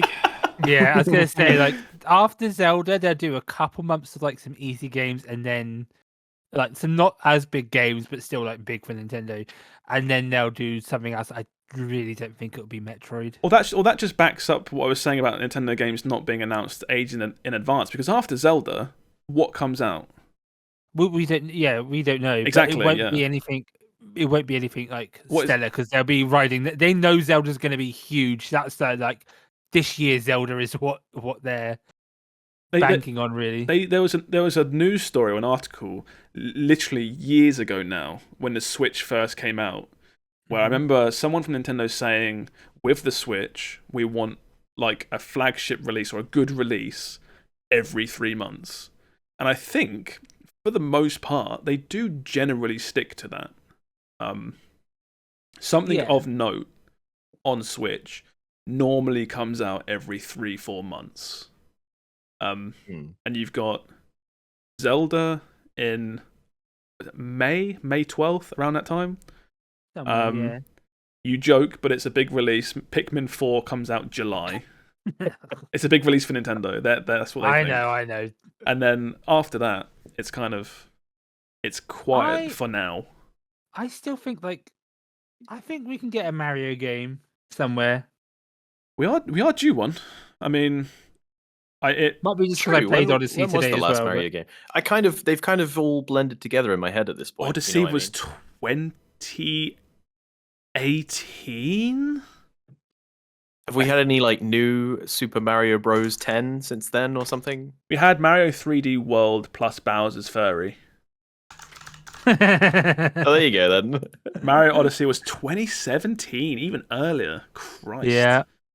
And they've done, of course, some Mario parties and Mario Football, Mario Tennis, Mario Golf. Yeah, we're getting the Mario Kart DLC at the moment. But yeah, I feel like we could do with like a new Mario game. Yeah, we are due. I don't know if we could do with one, but those games are like fucking sweets. I'll always eat a shitload of Mario. I love Mario games. They're just so easy to play. They're so comfy. I feel like we want like an open world Mario one though, like Odyssey almost open world-y. Or give him like a big Assassin's Creed Valhalla size map and just let him run around and go mad. Just the biggest, the biggest gaming map we can think of. Double it. That's the new Mario game. You have to ride a chain chomp. You have to fucking play it. You have to ride a bullet bill around the map to get around. Oh yeah. And then when you unlock the next part of the map, you go through a tunnel on a bullet bill, and it plays like really sentimental music as the sun's coming up. Luigi, I got a plan. Everything comes back to Days Gone. That's a joke you would get, Steve, if you played it. If you had played Days Gone. I'll play it when I play it. Calm down. Didn't you finish Mario Odyssey today? What else you got going on? I've got to finish Majora's Mask. Oh, that's fair. Yeah, I've done the first temple in that. I've got 3 more temples to go. New Quikwix stream. By finish, you mean start. New Quikwix stream. Stream doesn't stop until I hit credits in Days Gone. In Days Gone. Oh my god. God no. To be fair, you'd be there for 30 hours. It's a long game. Longish. Yeah. Well, no, it'd be more like 100 hours because I'd be falling asleep constantly. Yeah, it's true. It's pretty fucking boring. It's a terrible game. Don't know why anyone would play it. No, just because I have narcolepsy. No, I'm joking. I have narcolepsy. Steve making fun of people with narcolepsy. That's a not on my bingo sheet for today. Let's move on to news then. We spoke about games for longer than usual because literally not a lot has happened this week. It's been a quiet one. The biggest one, I guess, of the week is Starfield. Officially has a launch date, which came with a bad sign. Why is that bad? Because it's either it's not going to be ready and it's going to be a buggy mess, or it's going to be ready and it's not going to have any content. Steve, you see the... Wait, what do you have that to base off that? What are you? Because if it's meant to be like a Skyrim game, oh no, I feel like we would have seen more. It will be. But they could have announced any date. What are you? No matter if this game comes out this year or in 10 years, this game will be buggy. It's made by Bethesda. Yeah. What matters is it fucking playable? It'll boot if you count that as playable. Not in your machine. Fuck, he's got me. This was the game where they were like, there's 1,000 different planets, right? Yeah, I'm worried about that. There we go. That's what I was saying. Like, those planets are going to be barren. Of course they are. I think, but it's like how. He stun locked me. Will's glowing red, taking damage right now. His argument makes no sense, but it's still right. Didn't Skyrim come out saying that we have thousands of caves that are all procedural and they're fucking awesome? These caves, I love these caves, and in the caves were shit. It? I don't remember that. That was before my time, Boomer. It was either Oblivion or Skyrim. One of the two talked about caves. This man here. Caves. Don't distract me. Caves. And now planets are the new caves. And it's just like, you can go to 1,000 planets and it'll be like, yeah, this planet's got iron ore on it, bro. Here's 10 iron ore. You go into it and be like, this is like an open top cave. like Well, it's like what was it, like old Mass Effect planets, where it was like you can visit all these planets and you go there and it's like a square field that you can drive around in, and maybe there's like one little base with some enemies in it and a little bit of story, and that was it. They learnt about that. Oh, they learnt from that with the second game, where it was like, no, we know you don't want to land on it because there's nothing here. Just fire a probe at it and move on. Probes. Yeah. But I don't know. Everyone wants excited. this game to be good, right? In agreement, everyone wants this game to be fucking incredible. Oh, I'll play the shit out of this game regardless. Good. Yes. I think it will be good and massively compromised in some way, like all Bethesda games are. You know what I mean? It'll just be the same thing that it always is, which is... Nah, it's in space, and suddenly... I think you can fuck up like medieval fantasy and still stick the landing. I think space, like games, is a lot harder to stick the landing. I think it'll be a good game. It'll have really deep systems because I trust Bethesda for making somewhat deep systems that can all talk to each other and do don't know what the game is, I don't know what the word is, but like where game elements just work together and it works well. I trust they'll do that. What I don't trust is that I'll talk to NPCs and it will all feel like a game from last generation and it's all a bit weird looking.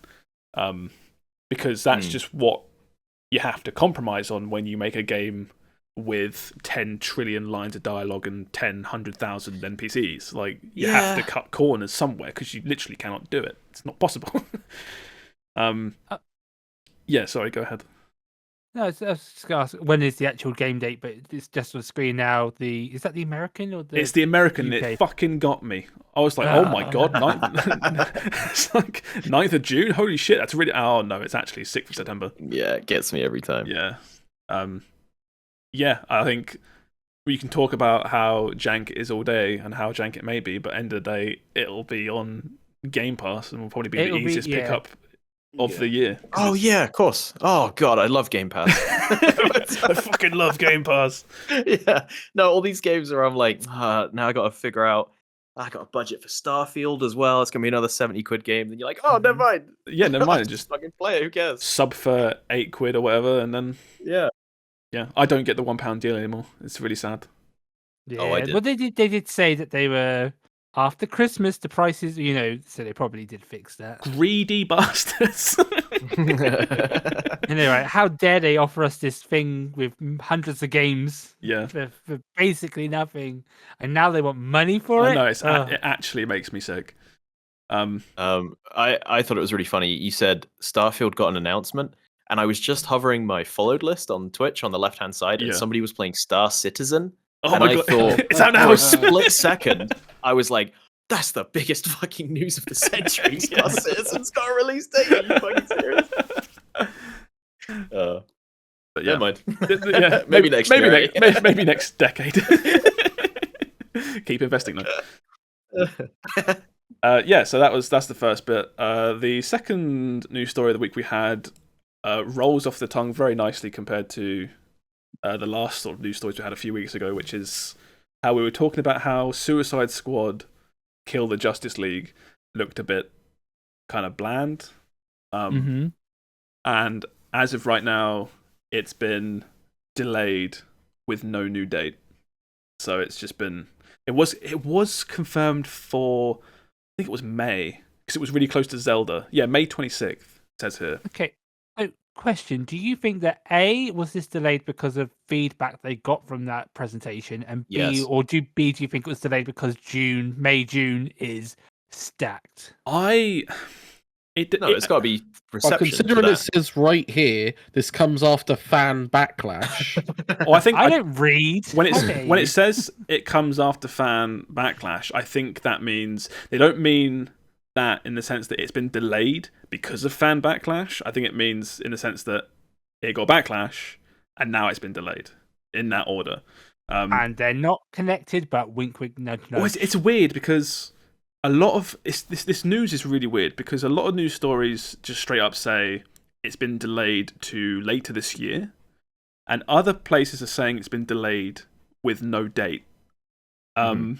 And both of those things, based on how long it gets delayed for, mean different things. Because if it gets delayed for 4 months, that doesn't mean shit. That is a delay for polish, and the game is the same. If this gets delayed to 2025 or something, then it's proper changes. Keep parroting this every week. Game dev is hard. It takes a lot of time. You cannot do much in 3-4 months outside of a bit of polish.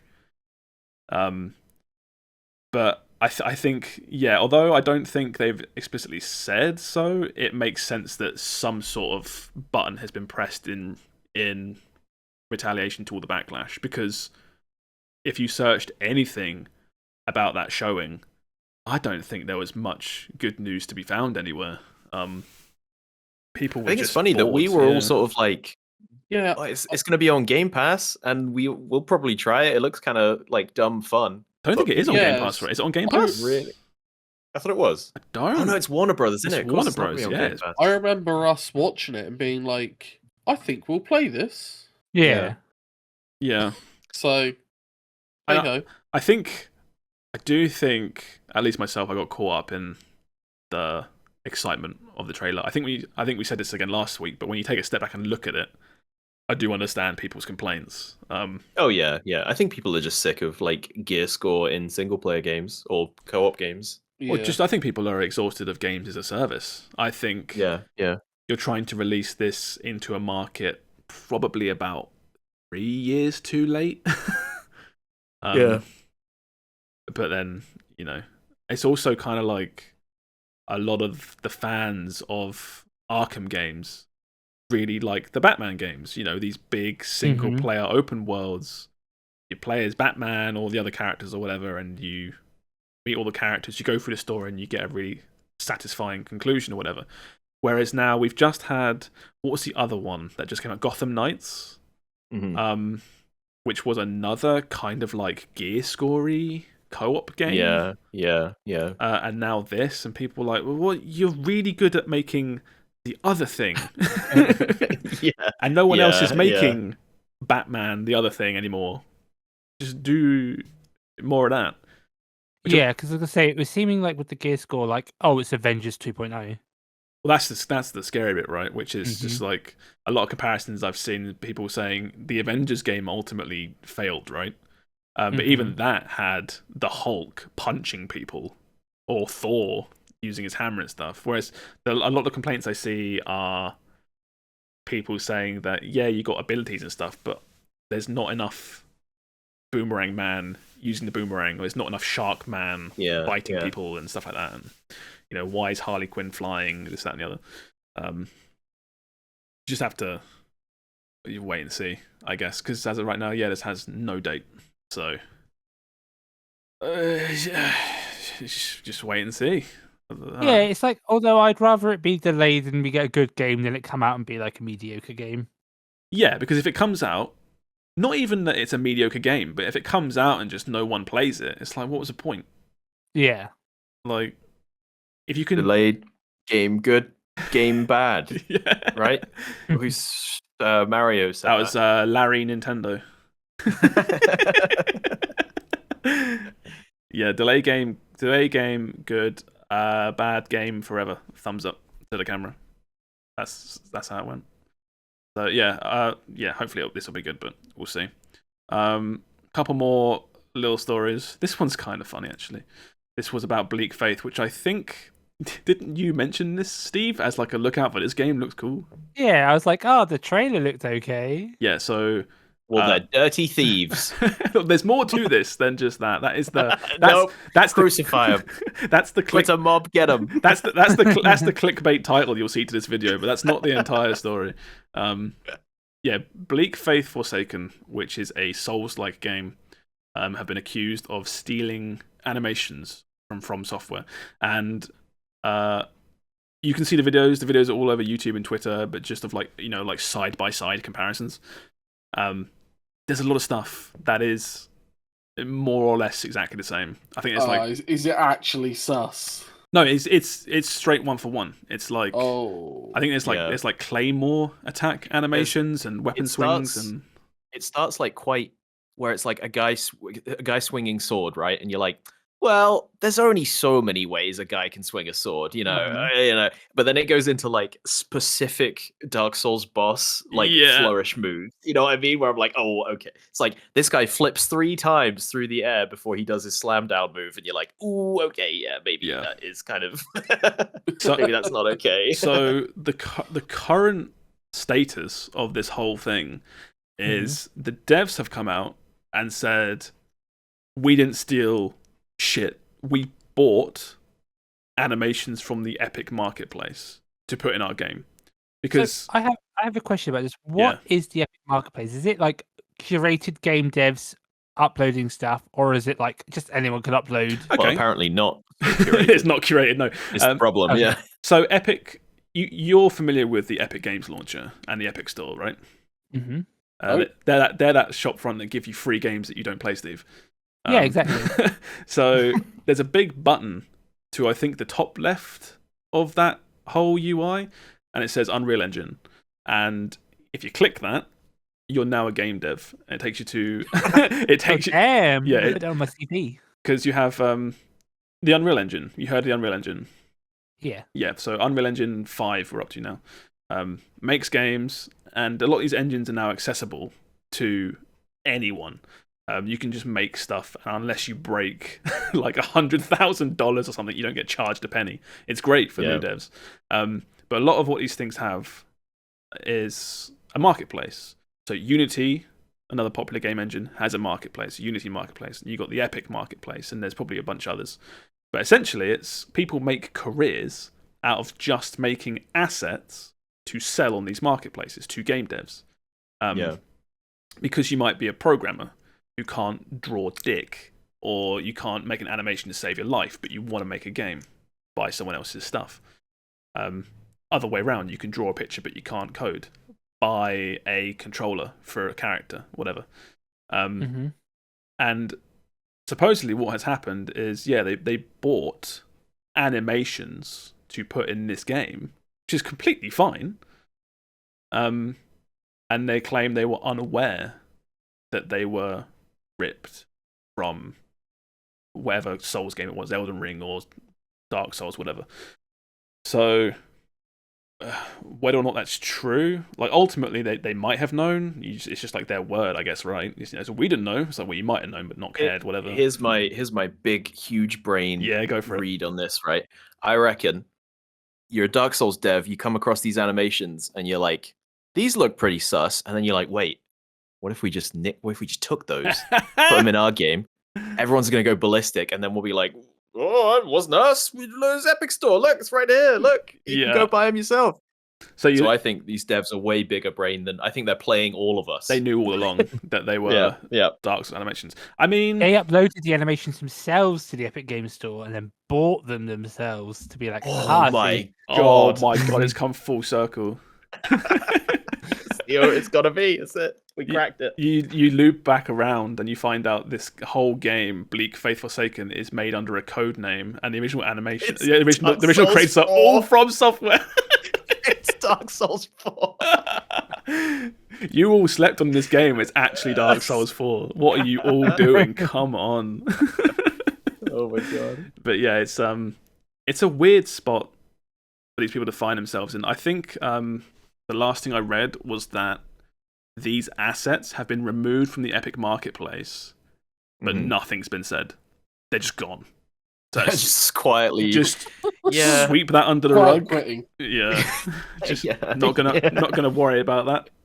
Wait for it. But that kind of like, that's like really worrying, right? Especially if you're like if you're going to these marketplaces for things, and it's like, well, how can I be sure now I'm not inadvertently stealing from something? Because it's kind of, like, isn't that kind of on Epic to be vetting these packs and absolutely making sure they're not stolen? And that's the problem with a lot of these things, which is, I'm going to broaden this out slightly. If you go to like the iPhone App Store, or if you go to the Google Play Store and look at the top free games, like not three number, but like free is in price, the top games that are free, they're all just asset flips shoved with adverts.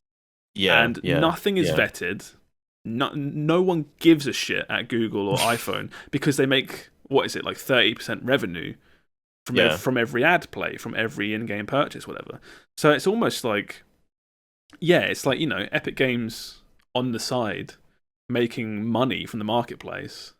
It's like, we could vet it, or we could just kind of let it keep doing its thing and worry about these problems when they're like something like this comes up. It's like, oh, okay, now we'll have a look at it. Oh, we're making changes to our marketplace. We're going to go forward with integrity. And then you give it a few months and you go back to normal. I was going to say, what, if you're the devs of Bleak Faith, it's like, what if you say they're like really racked with guilt about this? Like, the game is just launched. They can't take it down. Are they going to like patch in new animations? Are they going to have like a, sorry, these animations are stolen, but we had no idea? Yeah. What do you do in this situation? At this point, being realistic as those game devs, an indie team that has made this game, there's nothing you can do, more or less.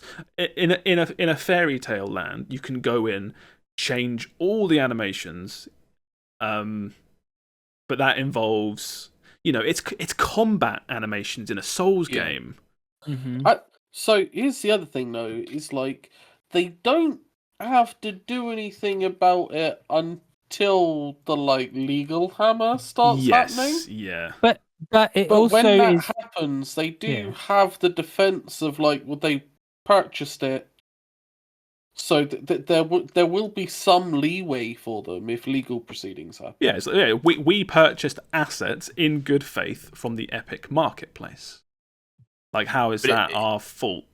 If it is true. Also going to be all about how they respond to that, right? Like, same with Epic. If they're just like, oh, whoops, well, they say, hey, they said it wasn't, but they just continue selling that pack, like, Well, that's what I said in the fact that it's been removed from the marketplace, almost as if like, just take it down and hope that no one cares enough to do anything. This goes away.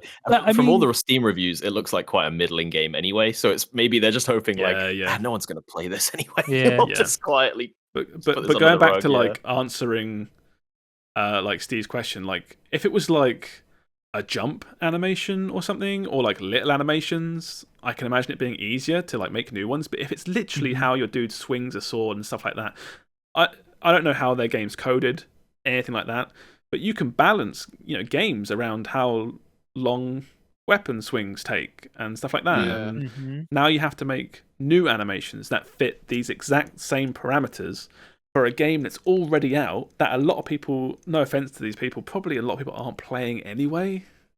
Yeah. You probably just move on, to be honest. Yeah. Or it's like, it's like indie dev, so they're already up against a budget all Exactly. the time. Yeah. And then it's like, oh, the game's finally out, we're finally making some money, and now we've got to spend more dev time patching in these like our own combat animations because we accidentally fucking nicked a bunch from. I just remembered that when Sam was, because when I brought this game up, Sam, I remember Sam saying like, "Oh, this was 3 devs who were like making their dream Dark Souls game," and I'm like, yeah. And now this game will probably forever be known as that game that has assets from Dark Souls. And that's the thing with an indie studio making a game like this with 3 people. They won't have an animator. They'll have an animator / sound guy / kinda does a bit of programming as well. Yeah. And it's like, only saving grace is there is an angle of bad press is good press. Oh, that's what I was going to say. Yeah. There is, and I'm not saying it's going to happen, but there is potential there that this could actually end up being net positive. Well, this game's on Game Pass, right? I think. Is it? Now I'm not sure. It came out of my mouth, and now I'm not sure. We've said a lot of that tonight, haven't we? It's like you say. Some people will buy this to look for those animations. It won't be a lot of people, but someone will.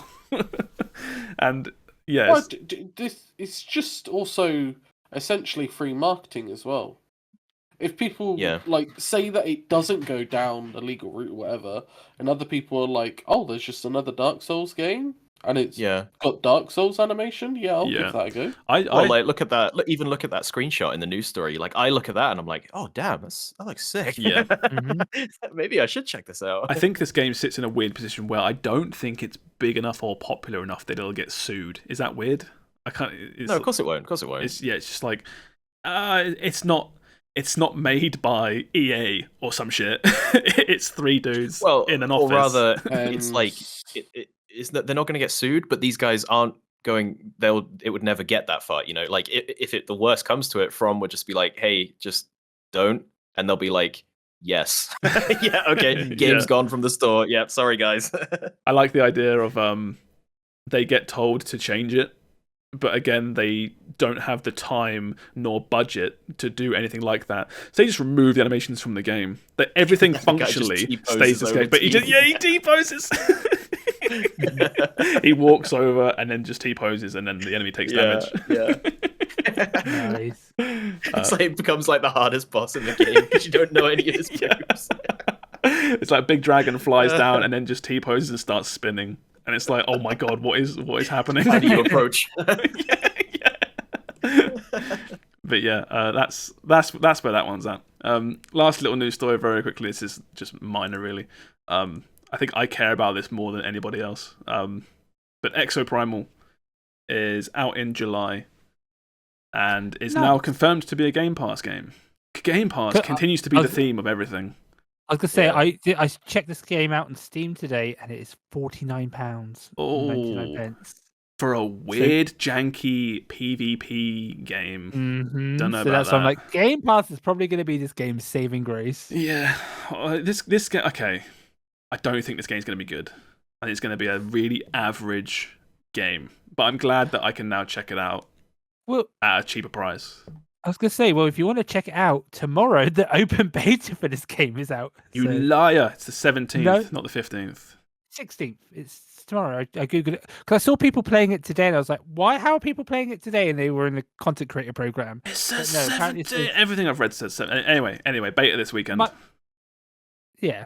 If you can pry yourself away from Diablo 4 to play some weird dinosaur game. I was going to say, what of all the weekends to pick, I know, you're going up I against know. Diablo 4? Come on. It's very unfortunate. But this is the paid Diablo 4 weekend. So maybe. No, Americans could get access via KFC. This game's people are going to play it. Yeah, that's not fair. Americans get access by buying a KFC, which, let's be honest, you're American, you're going to buy a KFC anyway. You just get Diablo. Yeah, we have to like go out of our way. It's ridiculous. You got to have a contract. Yeah, I had to download a whole app. Like, come on. Did you get a key? Yeah, I just redeemed it. I'm downloading right now. Oh, sick. Okay, Yeah. that's good to know. It's safe. I'll do that after this.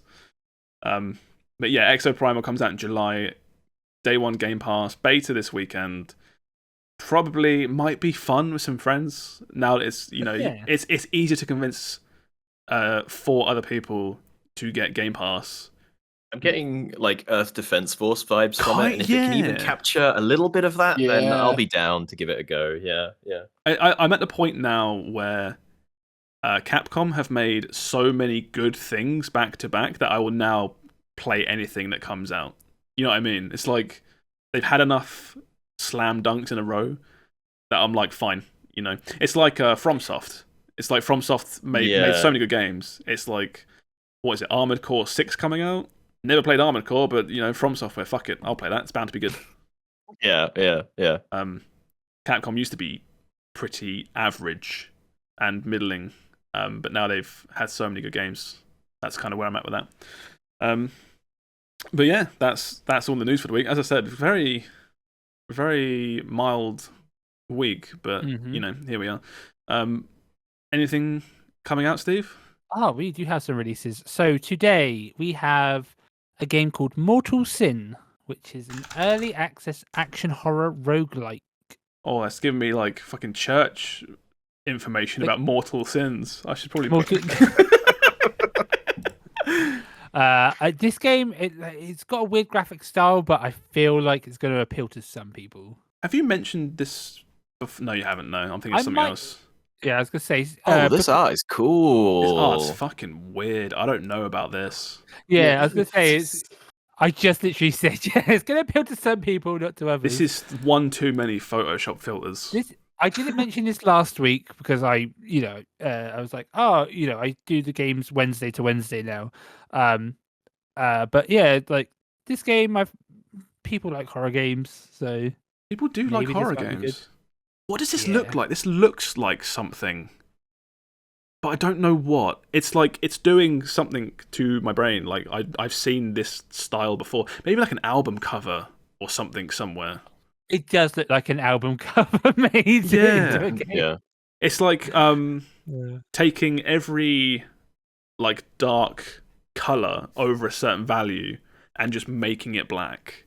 That's what this is like doing. It looks like this color is slightly gray or slightly in shadow. Like it's now black, and that's why the screen is like so dark. I think. Yeah. Cool though. Another game that's out today is called Crafty Survivors. This is an early access Vampire Survivor clone, but it looks like it's got a bit more gameplay to it.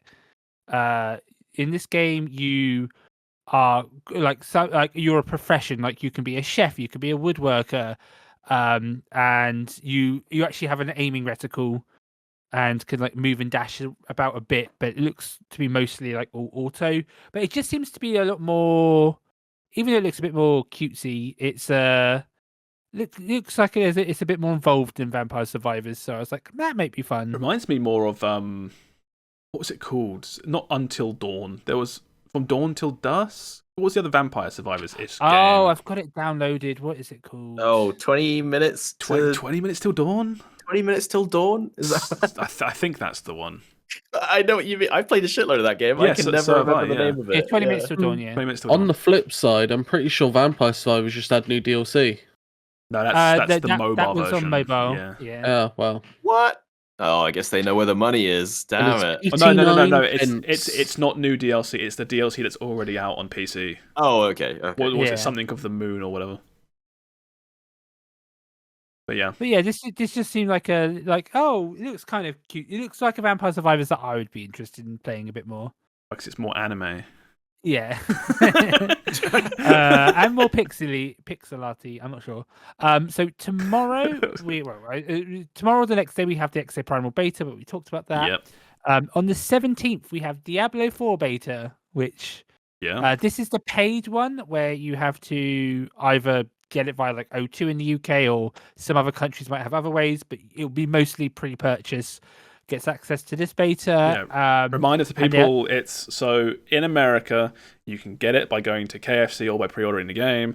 In the UK, if you have an O2 contract, you can download the O2 Priorities app, and you can redeem a key that way. If you're listening to this on Friday, as opposed to Wednesday when we're recording, I have no clue if there'll be codes left.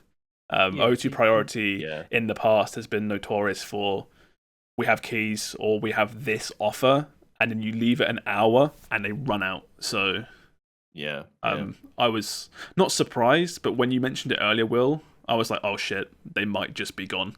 Shit, Windows gone. Yeah, I know what you mean. Yeah. Sorry to cut you off, Steve. Just yeah, it's no problem. But this is the paid beta. They are doing a open beta, like for everybody. Yeah. Soon. I don't get it. Don't get it? What's wrong, Sam? For Diablo isn't the type of game that you need. It's good for me because I don't know at this point if I want to buy the full game. I don't know how well it will run. I assume it'll be fine, but I don't know how well it will run. And I just don't know if I'm feeling that kind of game. And I actually feel like this beta, if I play it for like an evening, I can get a good idea if I want to play more of this. Yeah. I'm treating it less like a beta and more of like a demo, I guess. There are also like unlocks for the full game by doing stuff in this beta. I think all you have to do is play through and finish the first act or something. But best only be cosmetics. It's a whole class. It's only cosmetics. Yeah. It's the final boss. You don't get the final boss unless you play the beta. Yeah. The Bard class is locked behind this. It's the last class. Yeah. Also on the 17th, we have Bayonetta Origins, Cereza and the Lost Demon. So I saw this was actually getting pretty good reviews. This is the one that we were shitting on the other day? Yes. Yes. I don't think cool. I don't not like I wasn't shitting on it, but I feel like I was like, who is this kind of for? No, I'm pretty sure the rest of us were like, yeah. What even is this game, and why has it been made, and why does it have the Bayonetta tag? Yeah, we were saying name. Ultimately it's weird because myself personally, I'm not crying out for Bayonetta prequel lore. Especially considering spoilers for Bayonetta 3 that we covered last time, but it's not a lot going on for her going forward. Yeah. But like I said, it's been reviewing really well, and I think that that will do it. When I say well, it's like it's getting like mid to high 80s, which makes me more interested to see what's going on. If it's just like push the Bayonetta stuff aside, if it's a good game, it's a good game, right? Yeah. Yeah. But we'll have to see with that one. Also on the 17th, we have Game of the Year, Peppa Pig World Adventure. I'm not Googling that. Okay. On the and then jump a few days ahead to the 20th, we have Deceiving is getting its full release. I played a tiny, teeny bit of this. It looks okay. It's a meme, right? Yeah. Unfortunately, this game, it's like £16, and it's like it's okay to play as a free game, but I feel like asking people who aren't really interested in this game to play it for £16.99 when there's no hype behind it. It's for a multiplayer game. It's like nah. Yeah. Maybe if it came to Game Pass. And then also on the 20th, this is not a game, but the Game Developer Conference is GDC. GDC, yes, is happening. That's always fun. You don't. There's like. Don't get it confused. There's no big announcements or anything there, but you normally get some really good press conferences out of that. If you're interested in game dev in any way whatsoever, you can get some really good presentations out of this that are just fun to sit down and watch. It's like there'll be a game that has a really unique mechanic. I can't think of an example, but again, it has a unique mechanic, and there'll be a conference at GDC of like, I'm the guy that made that. Here's how I did it. Yeah. And it's just like, that's really cool. Yeah. So like, say like the Monster Hunter Rise, the Wirebug, like they'll do something like about that. Sometimes, yeah. It's you have to look into it and see what's being shown.